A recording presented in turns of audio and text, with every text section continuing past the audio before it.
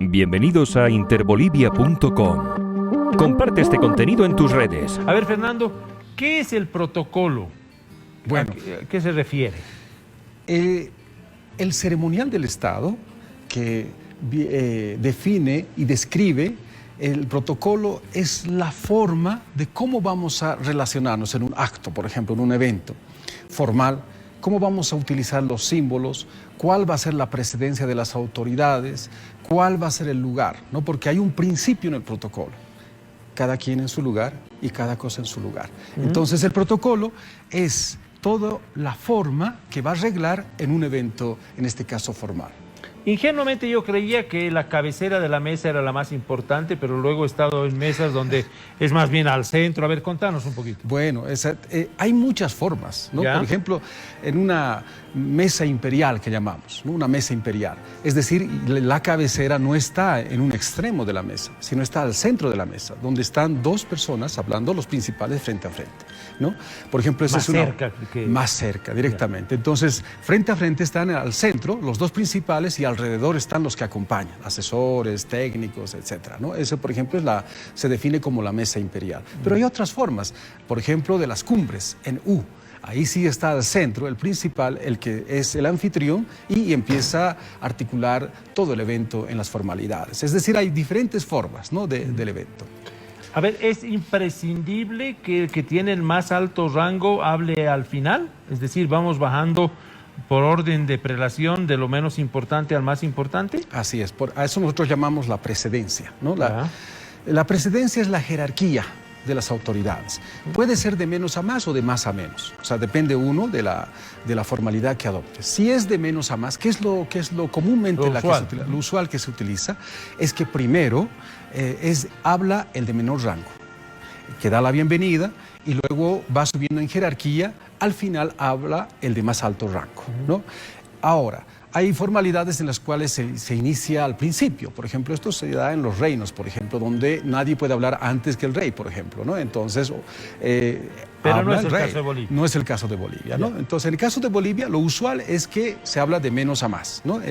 Empieza el de menor jerarquía, al final cierra y habla el de más alta jerarquía. O sea que, ¿cómo cualificaríamos el hecho de que el 24 de septiembre no se haya dejado hablar al presidente en ejercicio? Bueno, primero, la población debe saber que nosotros tenemos un decreto supremo, ¿no? Que es el 241, un decreto supremo que se aprobó el 5 de agosto del año 2009, donde se define, se describe y se norma el uso de símbolos patrios y la precedencia de las autoridades.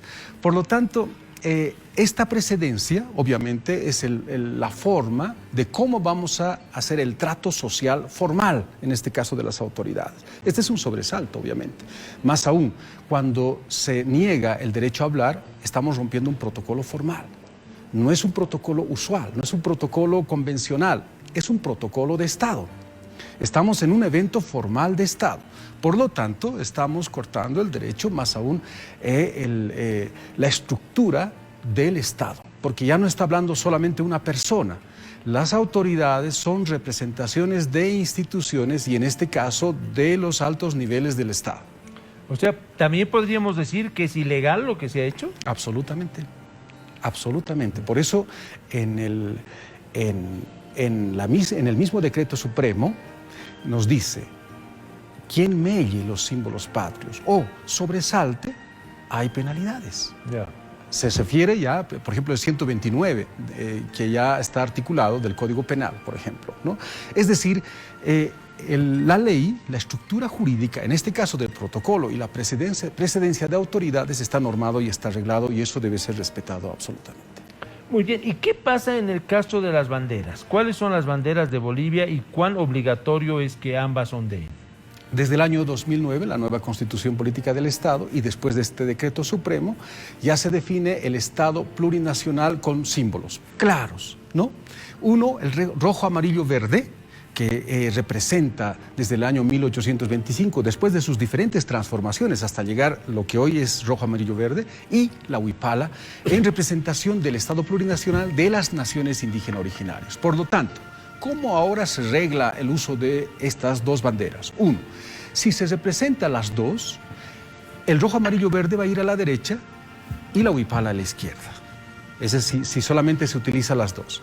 Pero si se utiliza tres, por ejemplo, el símbolo del departamento, el rojo, amarillo va al centro, a la derecha va la huipala y a la izquierda la bandera del departamento, ¿no? O del municipio o de la institución, ¿no? Entonces, eso está arreglado en el Decreto Supremo 241.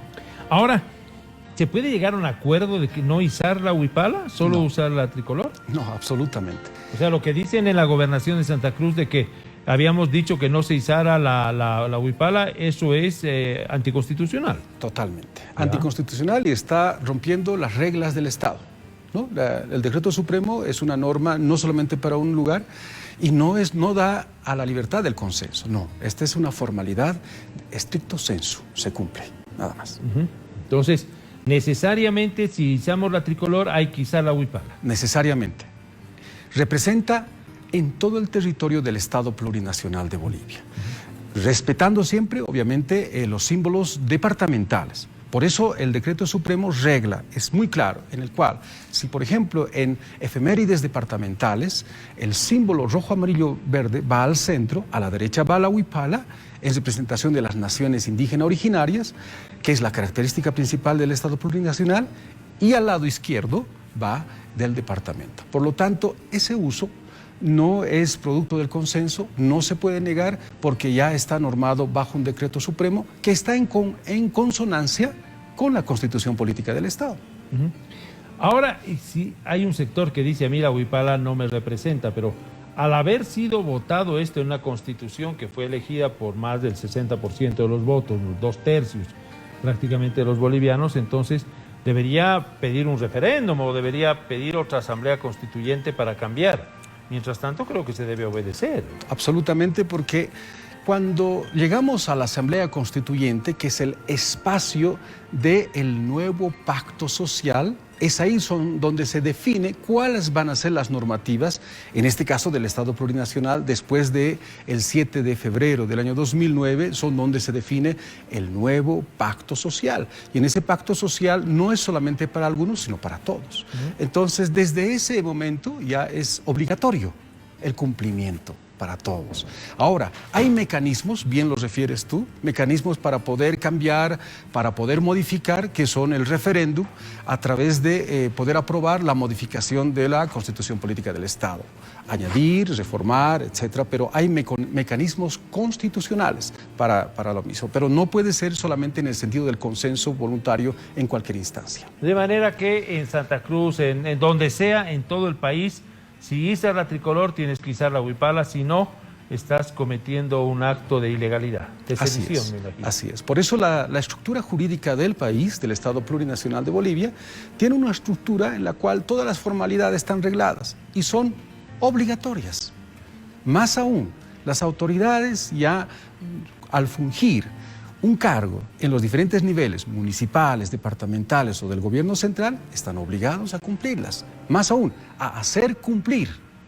Ese es un aditamento más en la que la autoridad tiene que ser el gestor para el buen uso, para el cuidado y obviamente del conocimiento de las normativas que tenemos. ¿Y si no cumples? Pues tenemos las penalidades. El 129 es claro, ¿no? Si hay un desconocimiento, un mal uso, más aún, mellas, lo que para el Estado Plurinacional es lo más sagrado, pues tienes penalidades en las que tienes que cumplir. El Código Penal también lo establece, porque está articulado todo nuestro sistema jurídico.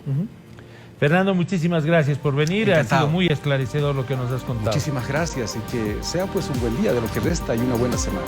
Gracias, hermano. Vamos a pausa, ya volvemos. El reportero eres tú.